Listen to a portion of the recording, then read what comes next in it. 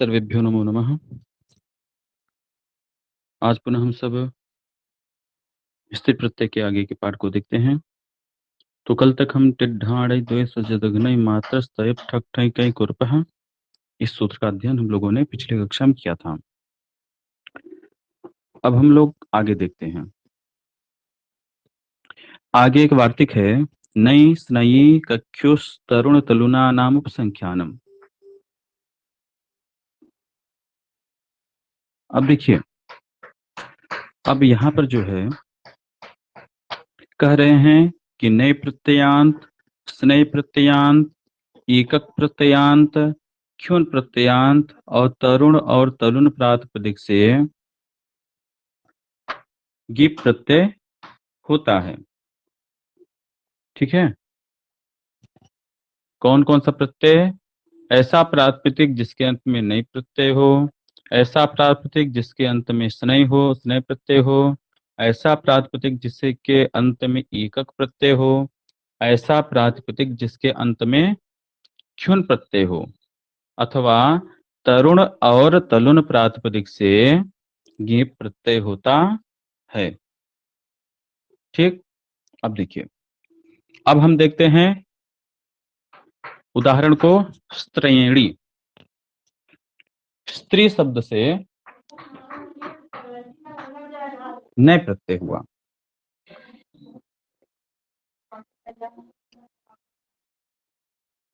देखिए, यहाँ पर एक सूत्र है, स्त्री पुंसाभ्याम नई स्नयो। तो स्त्री शब्द से नए प्रत्यय होता है, पुंस शब्द से स्नेह प्रत्यय होता है। ठीक, तो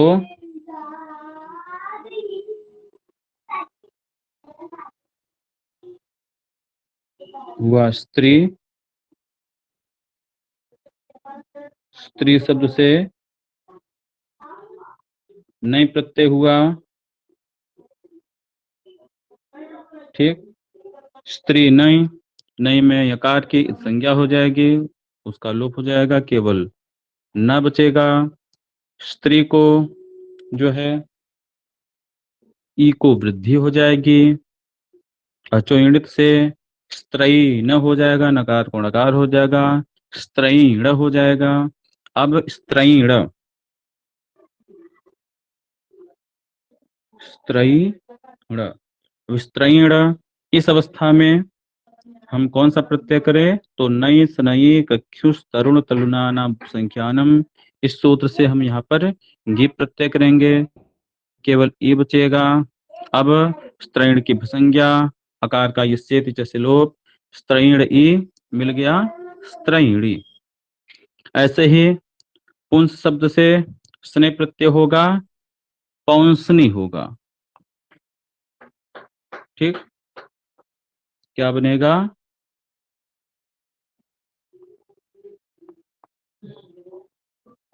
पौंसनी। ठीक, अब कैसे बना पौंसनी, तो उसको हम देख लेते हैं। देखिए,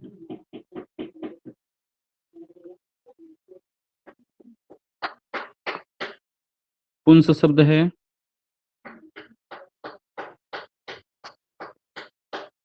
पुंस शब्द से पुंस, इससे जो है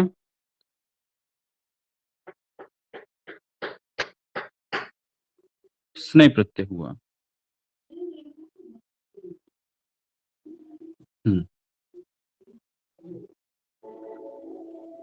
पुंस से स्नेह प्रत्यय हुआ। ठीक, तो पुंस शब्द से स्नेह प्रत्यय हुआ, स्नेह में यकार की संज्ञा, उसका लोप हो जाएगा। ठीक, पुंस स्न बचेगा। अब पुंस में ओ की, ओ को जो है क्या हो जाएगा? वृद्धि हो जाएगा, पौंस स्न हो जाएगा, एक सकार का लोप हो जाएगा, पौंस न हो गया, पौंस न। अब यहाँ पर गिप प्रत्यय किए, गिप में ई बचा, नकार के आकार का लोप हो गया, पौंसनी। तो स्त्रैणी पौंसनी। अब ये नई और स्नेह के उदाहरण। अब एकक, एकक शब्द का उदाहरण देखते हैं।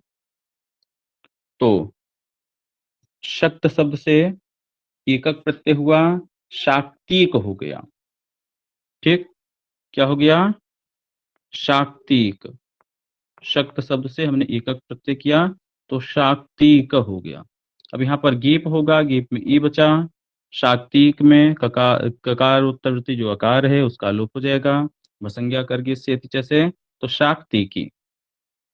ठीक, शाक्तिकी के बाद याष्टिकी, यष्ट शब्द से एकक प्रत्यय करेंगे तो याष्टिक होगा। याष्टिक, अब याष्टिक से हम गीप प्रत्यय करेंगे, गीप में ई बचेगा, क में जो अ है उसका लोप हो जाएगा। ठीक, तो शाक्तिकी, याष्टिकी, ये दोनों जो है एकक प्रत्यय के उदाहरण है। यहाँ पर हम जो प्रत्यय हो रहे हैं नई स्नई एकक इत्यादि में ज्यादा विशेष चर्चा इसलिए नहीं कर रहे हैं क्योंकि हमें स्त्री प्रत्यय पर ही विशेष ध्यान देना है। जब कृदंत प्रत्यय की चर्चा होगी तो वहां पर इन पर भी हम चर्चा करेंगे, कृदंत प्रत्यय और तद्धित प्रत्यय पर। यहाँ पर हमें केवल गीप प्रत्यय कैसे हो रहा है, किस शब्द से हो रहा है, ये हमें विशेष ध्यान देना है। चलिए, अब याष्टिकी हो गया। याष्टिकी के पश्चात देखिए,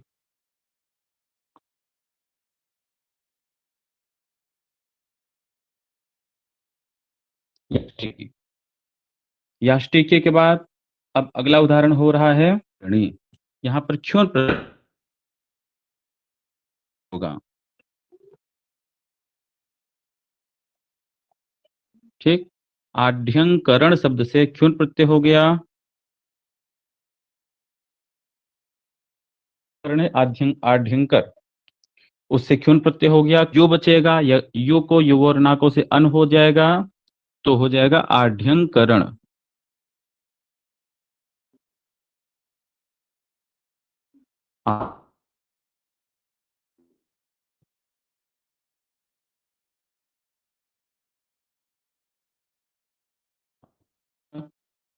अब आढ्यंकरण शब्द से गीप प्रत्यय हुआ, गीप में ई बचा, वो आढ्यंकरणी। तरुण शब्द से गीप प्रत्यय होगा, तरुणी बनेगा। और तलुन शब्द से गीप प्रत्यय होगा, तलुनी बन जाएगा। ठीक है, तो इस प्रकार से नई स्नई कक्षुष तरुण तलुना नाम उपसंख्यानम, इस वार्तिक से कौन सा प्रत्यय हो रहा है? गीप प्रत्यय हो रहा है। नय का, नय प्रत्यय का उदाहरण है स्त्रैणी, स्नई प्रत्यय का उदाहरण है पौंसनी। ठीक, एकक का उदाहरण है शाक्तिकी, याष्टिकी, जैसा कुछ में दिख रहा है। ठीक, उसके बाद क्षुण प्रत्यय का उदाहरण योकोवन आदेश हो गया, तो आढ्यंकरणी। और तरुण और तलुन शब्द ही है तो तरुणी तलुनी, इसमें बहुत कठिनता नहीं है क्योंकि पौंसनी में हमें स्न दिख रहा है तो स्नई प्रत्यय हो गया है। शाक्तिकी याष्टिकी में ईक ईक दिख रहा है तो ईक प्रत्यय का उदाहरण है। और आढ्यंकरणी में लास्ट में अन दिख रहा है तो क्षुन यु को अनादेश होता है, ये हमें मालूम है। तो क्षुन प्रत्यय का उदाहरण तरुण तरुण शब्द ही वार्तिक में पढ़ा गया तो तरुणी तुलनी यहाँ पर गिप प्रत्यय हुआ है। ठीक, अब इसके बाद अगला सूत्र है ययश्च। ययश्च क्या करता है? ये अंताच स्त्रियाम गीप स्यात्, यह प्रत्यय है अंत, यह प्रत्यय है अंत में जिसके ऐसे प्रातिपदिक से स्त्रीत्व की विवक्षा में गीप प्रत्यय होता है। अब देखिए, हम गर्ग शब्द लिए, गर्ग,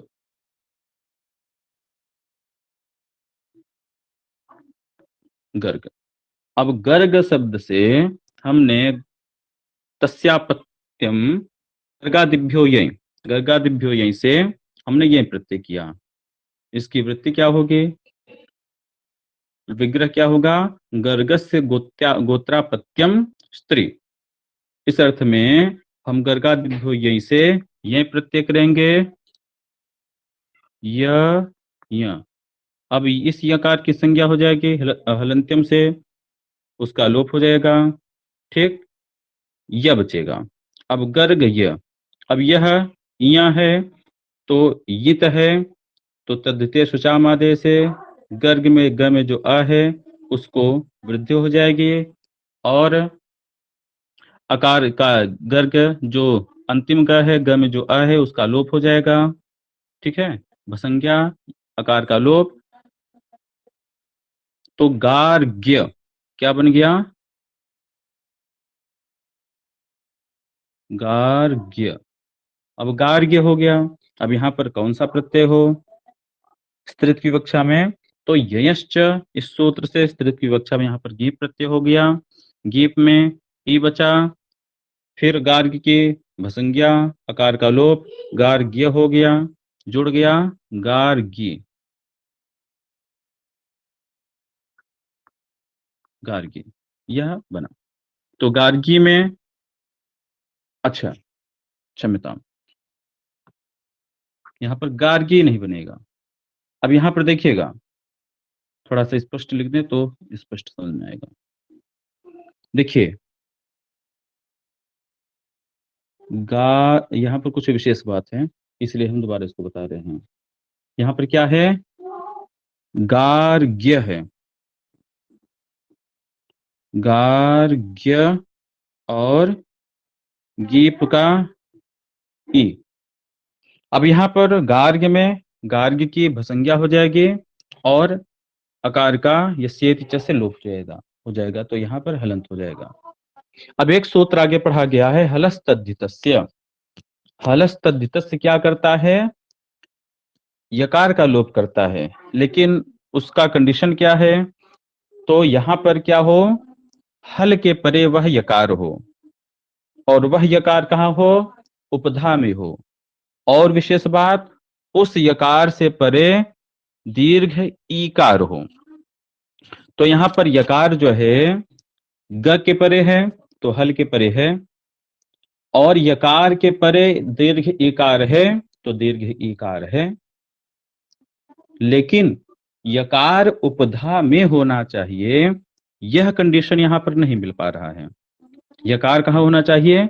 उपधा में होना चाहिए, जैसा कि सूत्र हलस्तद्धित से कहता है कि हल के परे हो यकार, ठीक। और देखिए कंडीशन क्या होगी? सबसे पहले हल हो, उसके बाद यह हो, और यह कैसा हो? उपधा में हो, उसके बाद दीर्घ इकार हो। अब ये कंडीशन मिल जा रहा है, क्योंकि ग के बाद यह है तो हल के पर यह है, बाद में दीर्घ इकार है तो दीर्घ इकार है, लेकिन जो यकार है वो उपधा में नहीं है, इसलिए यह कंडीशन नहीं मिल पा रही, क्योंकि अकार का लोप हो गया। अकार का यहाँ पर लोप हो गया है, तो यकार है। मान लीजिए मान लीजिए कि हम ये सेत जैसे गार्ग में य में जो अ है उसका हम लोप नहीं करते हैं, तब क्या कंडीशन होगा? तब देखिए कंडीशन क्या होता है। हल के परे यकार है, ठीक है, उपधा में यकार है, उपधा में है, क्योंकि य के बाद अ है तो उपधा में यकार है। लेकिन अब य के बाद ई नहीं है, क्योंकि य के बाद क्या है? अवर्ण है, तो एक कंडीशन नहीं मिल रहा है। अब समस्या हुई कि तो यकार का लोप कैसे हो? तो अब देखते हैं कि यकार का लोप होगा कैसे। ठीक है, अब यकार का लोप होगा कैसे? तो हम जो गार्ग्य में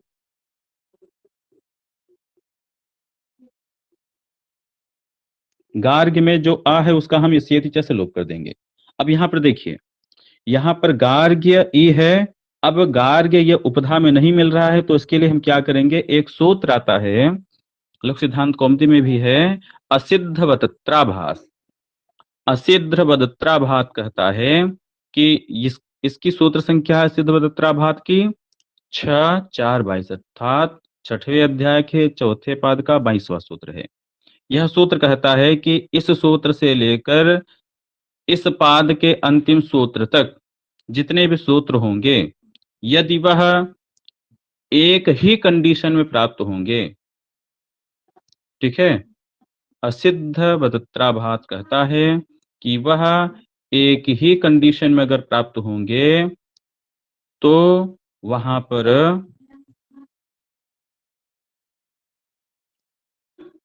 वह जो पूर्व वाला सूत्र है उसके द्वारा किया गया जो कार्य है वह असिद्धवत हो जाएगा। ठीक, क्या हो जाएगा? असिद्धवत। असिद्ध नहीं हो जाएगा, जैसे पूर्वोत्तरा सिद्धम करता है असिद्ध हो जाएगा। क्या हो जाएगा? असिद्धवत। देखिए, इसके कंडीशन को हम देखते हैं।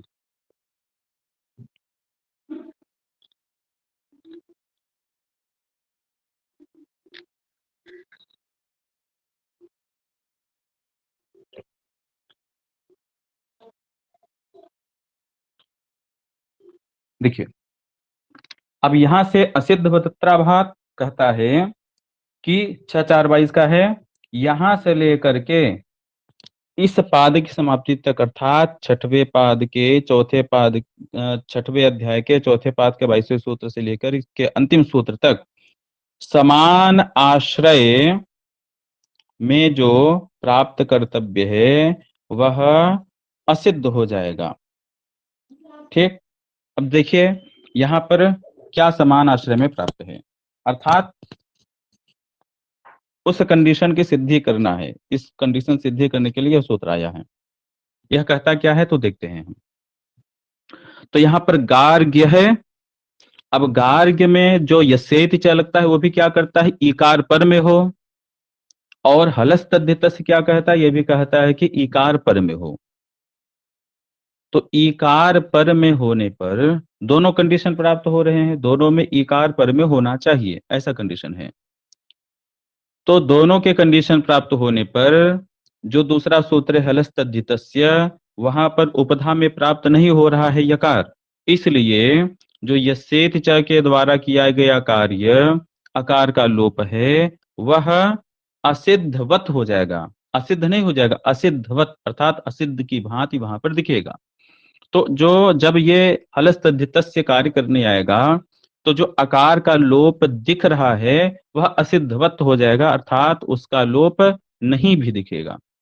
तो जब हम उपधा में यकार को देखेंगे तो यकार उपधा में भी हमें मिलेगा। तो सारे कंडीशन मिल गए। तो गार्ग्य ई अब हम जोड़ देंगे। अब हम यहाँ पर यकार का लोप कर देंगे हलस तद्धितस्य से, तो यकार का लोप हो गया तो गार्गी हो गया।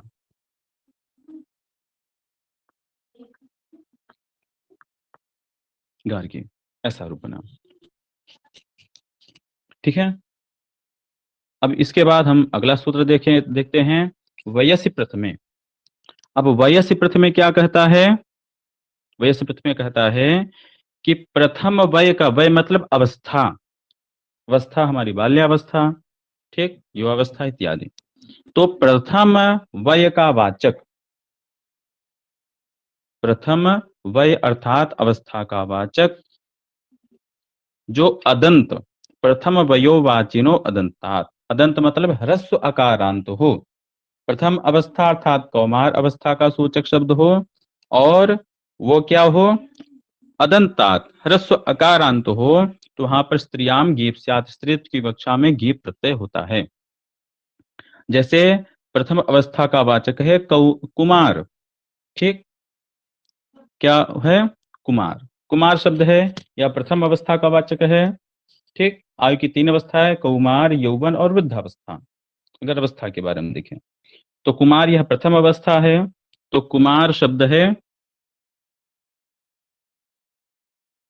कुमार शब्द से गीप प्रत्यय हुआ, गीप में ई बचा। अब कुमार में रेफ के आकार का लोप, क्योंकि भसंज्ञा, आकार का लोप हो जाएगा इसे तिच से, तो कुमारी हो जाएगा। ठीक, क्या हो गया? कुमारी। तो कुमारी में कौन सा प्रत्यय है स्त्रीत्व विवक्षा में? गीप प्रत्यय है, किस सूत्र से? वयसि प्रथमे। अब इसके बाद अगला सूत्र है द्विगोह। द्विगोह सूत्र क्या करता है? द्विगु समास जहां पर हुआ है, द्विगु समास जहां पर हुआ है, अगर वह अदंत है, ह्रस्व अकारांत है, तो वहां पर कौन सा प्रत्यय होगा स्त्रीत्व विवक्षा में? गेप प्रत्यय होगा। द्विगु से गेप प्रत्यय हो ही जाता है, अदंतात द्विगु और गिप स्यात्। तो अदंत जो द्विगु समास है उसमें गीप प्रत्यय हो जाता है। जैसे त्रयाणाम लोकानाम समाहार, त्रयाणाम लोकानाम समाहार त्रिलोक बनता है, क्योंकि लोक का समाहार है ना, तो त्रिलोक ये बन गया। त्रिलोक से अब द्विगोह इस सूत्र से, क्योंकि त्रिलोक क्या है, यहाँ पर द्विगो समास हुआ है और यह अदंत है, ह्रस्व अकारांत है, इसलिए यहाँ पर त्रिविवक्षा में गीप प्रत्यय होगा। गीप में ई बचेगा, क में आकालोप हो जाएगा, तो त्रिलोकी ऐसा बनेगा। अब गीप प्रत्यय का अंतिम सूत्र, वर्णादनुदात्तात्तोपधात्तो न। वर्णात अर्थात वर्णवाची जो शब्द, वर्णवाची यह अनुदांतस, वर्णवाची जो अनुदांत, वर्णवाची जो अनुदांत, और तोपधः, तोपधः तकार हो उपधा में जिसके, वर्णवाची जो अनुदात्त और तकार हो उपधा में जिसके, तदंतात अनुपसर्जनात् उपसर्जन न हो। ठीक, तदंत जो अनुपसर्जन, अनुपसर्जन ऐसे प्रातिपदिक से गीप स्यात्, गीप होता है, और वह कैसा होता है, विकल्प से। अभी तक विकल्प से कोई गीप प्रत्यय नहीं लिखा है, तो यहाँ पर जो गीप प्रत्यय हो रहा है वो किससे हो रहा है, विकल्प से हो रहा है। ठीक, और एक कार्य और यह कर रहा है तकारस्य नकारादेशश्च, ये दो कार्य एक साथ कर रहा है, एक तो गीप प्रत्यय कर रहा है, दूसरा तकार को नकार आदेश भी कर रहा है। ठीक, तो यह वर्णानुदात्ता तोपधातो न है, यह जो सूत्र है दो कार्य एक साथ कर रहे हैं, एक तो वर्णवाची शब्द से गीप प्रत्यय कर रहा है, दूसरा तकार को नकार आदेश भी कर दे रहा है। चलिए अब इसके उदाहरण को देखते हैं। अब यहाँ पर उदाहरण है एनी और रोहिणी, एता रोहिता में टाप प्रत्यय है, यह ध्यान देना है, एनी और रोहिणी यह इसके उदाहरण है। तो एत शब्द है, एत, एत शब्द विविध रंग का वाचक है, चितकबरा जिसे कहते हैं। तो स्त्रीत्व की कक्षा में यहाँ पर वर्णादनुदात्ता तोपधातो न, यहाँ पर वर्णवाची है एत शब्द, और तकार उपधा में है, क्योंकि त के बाद अ है तो तकार उपधा में है। ऐसे वर्णवाची शब्द से स्त्रीत्व की विवक्षा में गीप प्रत्यय हुआ, गीप में ई बचा, तकार के अकार का लोप हो गया, जैसा पूर्व में हम पढ़ चुके हैं, तो एति हो गया। और तकार को नकार भी आदेश कर दिया तो एनी हो गया यहाँ पर, एनी। ठीक है, ऐसे ही रोहित शब्द है, रोहित, रोहित शब्द है। अब रोहित शब्द से, रोहित कैसा शब्द है, वर्णवाची शब्द है और तकार उपधा में है। ठीक, रोहित का अर्थ होता है लाल। ठीक है, रोहित का अर्थ क्या होता है, लाल, लाल रंग वाली। तो रोहित शब्द है, रंग वर्णवाची है, तकार उपधा में है, तो इससे स्त्रीत्व की कक्षा में कौन सा प्रत्यय होगा, गीप प्रत्यय होगा। किस सूत्र से, वर्णादनुदात्ता तोपधातो न, तो गीप आया, तकार के अकार का लोप हो गया, रोहिती हो गया, तकार को नकार भी आदेश हो गया तो नकार हो गया रोहिणी, और नकार को नकार आदेश हो गया रोहिणी। तो रोहिणी में कौन सा प्रत्यय है, गीप प्रत्यय। किस किस सूत्र से, वर्णादनुदात्ता तोपधातो न। अब चलिए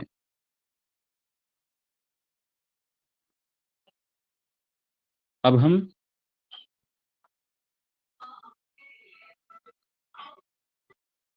एक और देख लेते हैं। अब हमारे जो गीप प्रत्यय के उदाहरण थे वह पूरे हुए, गीप प्रत्यय हमारा पूरा हुआ।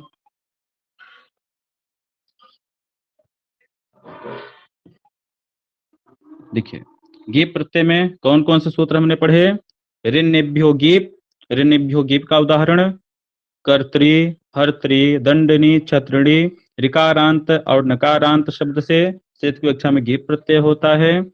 तो कर्त्री हर्त्री ये ऋकारांत है, ऋकारांत का उदाहरण, दंडिनी छत्रिणी ये नकारांत का उदाहरण है। तो ऋण्यभ्यो गीप से यहाँ पर गीप प्रत्यय। उगितश्च उक, उ, रि, लृ, यह तीन वर्ण इत संज्ञक हो जिसमें ऐसे प्रत्ययांत प्रातिपदिक से स्त्रीत्व की कक्षा में गीप प्रत्यय होता है।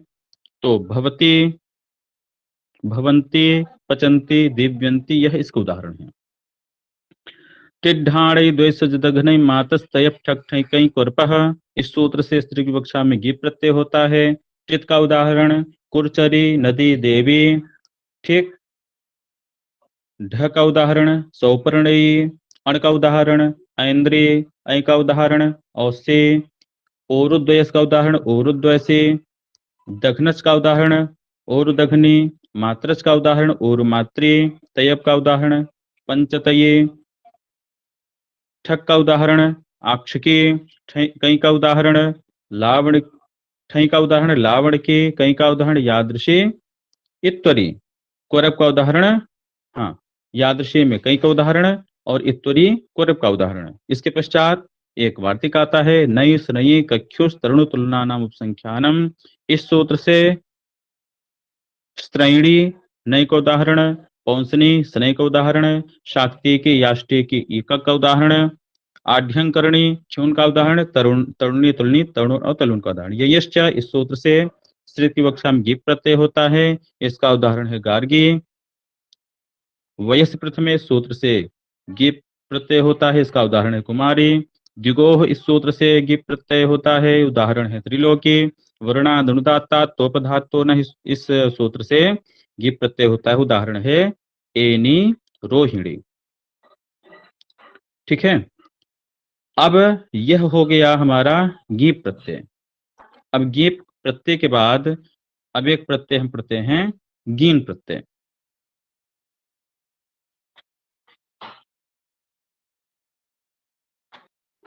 देखिए अब गीन प्रत्यय के बाद फिर केवल बचेगा हमारा गीस प्रत्यय।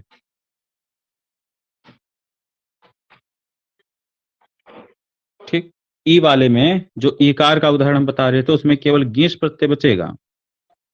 अब गीन प्रत्यय को हम देखते हैं। तो उदाहरण सूत्र है शार्ंग रवाद्ययो गीन। ठीक। शार्ग रव आदि जो शब्द हैं उनसे स्त्रीत की विवक्षा में गीन प्रत्यय होता है। इसके अंत में केवल ई बचता है। ठीक। सारगरव आदि एक गण है। सारगरव आदि गण में पठित सारगरव गण में पढ़े गए जो शब्द हैं उनसे स्त्रीत की वक्षा में गीन प्रत्यय होता है। तो सारगरव आदि यह हुआ। और ऐ प्रत्ययांत ऐ प्रत्यय जिनसे हुआ है ऐसे प्रातिपदिक से गीन प्रत्यय होता है स्त्रीत की वक्षा में। और वह कैसे हो जातिवाची हो। तो उदाहरण हम देखते हैं गीन का। अब देखिए शार्ंगरव शब्द है। ठीक। श्रृंगरोह अपत्यम स्त्री शार्गरवी। ठीक। तो श्रृंग से अण प्रत्यय हो जाता है शार्ंगरव हो जाता है। अब शार्ंगरव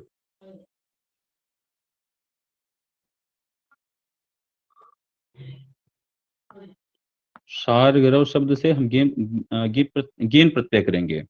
ठीक। शार्ंगरवाद योगीन गीन में ई बचेगा वकार का आकार लोप हो जाएगा तो शार्ंगरवी हो गया। ठीक। वैदी वैद एक ऋषि हैं।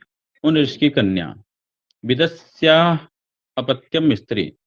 तो तस्यापत्यम सूत्र से अ प्रत्यय हो गया तो वैद यह शब्द बना। तो वैद से जब हम स्त्रीत की वक्षा में गीन प्रत्यय करेंगे सारग्रवाद योगीन तो हो जाएगा वैदी। तो हो गया क्या वैदी। इसके पश्चात ब्राह्मणी ब्राह्मण की पत्नी ब्राह्मणी। तो ब्राह्मण शब्द से हमने स्त्रीत की वक्षा में गीन प्रत्यय किया तो ब्राह्मणी। अब देखिए ये तीनों शब्द जो हैं हाँ ब्राह्मणी। तो शार्ग्रवी वैदी ब्राह्मणी ये तीनों शब्द किसके उदाहरण है शार्ग्रवाग्यो गीन। ठीक। जिसमें से शार्ग्रवी जो शब्द है वह शार्ग्रवी शब्द शार्ग्रव गण में पठित है। वैदी जो शब्द है वह ऐ प्रत्ययांत है इसलिए वह जो है क्या हो गया उसमें गीन प्रत्यय हो गया। और जातिवाचन जातिवाची जो शब्द हैं ठीक सारगर्भ आदि, इसमें हम पढ़ेंगे सारगर्भ आदि गण में पठित जो शब्द हैं, अय प्रत्यांत जो शब्द है, और अयह यह अकारः, अय प्रत्यांत जो अकार है उससे गिन प्रत्यय होता है। और जातिवाची जो शब्द हैं, तो सारगर्भी यह सारगर्भ गण पठित का उदाहरण है, वैदी यह अय प्रत्यांत का उदाहरण है, और ब्राह्मणी यह जातिवाची का उदाहरण है। तो इस प्रकार से क्या हो गया, गीन प्रत्यय हो गया। अब गीन प्रत्यय का एक उदाहरण और है नारी, नृ नरियोर वृद्धिश्च। अब देखिए, नृ शब्द से करेंगे तब भी नारी बनेगा, और नर शब्द से करेंगे तब भी नारी ही बनेगा। नृ शब्द से हमने गीन प्रत्यय किया, गीन में ई बचा, एक सूत्र आता है नृ नरियोर वृद्धिश्च। नृ और नर को वृद्धि हो जाए तो नृ के री को वृद्धि हो गई, आर हो गया, ई जुड़ गया, नारी हो गया। अगर हम नर शब्द से करेंगे तब पर भी न के आकार को वृद्धि हो जाएगी, नार हो जाएगा, ठीक। रेफ में जो आकार है उसका लोप हो जाएगा, नारी हो जाएगा। तो नृ शब्द से हमने गीन प्रत्यय किया, फिर भी नारी हुआ, और नर शब्द से हमने जब गीन प्रत्यय किया तब पर भी नारी हुआ। अब यहाँ पर गीन प्रत्यय का एक सूत्र है और एक वार्तिक है, ठीक। गीन प्रत्यय का एक सूत्र और एक वार्तिक। सूत्र क्या है, सारगर्भादि योगिन, सारगर्भादि योगिन सूत्र का उदाहरण है सारगर्भी वैदी ब्राह्मणी। और गीन प्रत्यय का एक वार्तिक है नरी नरी और वृद्धिश्च, इससे इसका उदाहरण है नारी। तो जो ई वाले दीर्घ ईकार वाले जो स्त्री प्रत्यय थे वो गीप, गीश, गीन, जिसमें से दो हमने पूरे कर लिए। गीन प्रत्यय, गीन में सारगर्भी वेदी ब्राह्मणी या सारगर्भादि योगीन का उदाहरण, नृ नृ और वृद्धिश्च इसका उदाहरण है नारी। तो ये चार शब्द गीन के उदाहरण।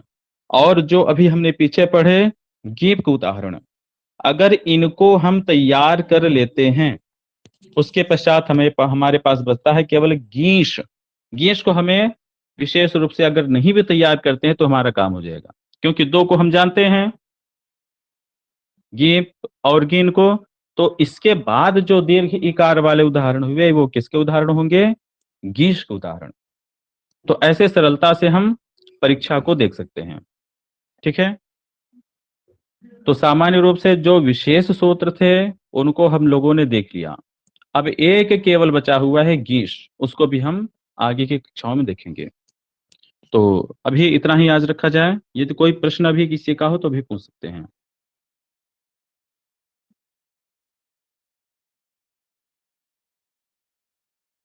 ठीक है, तो इसका अभ्यास आप लोग कर लीजिएगा।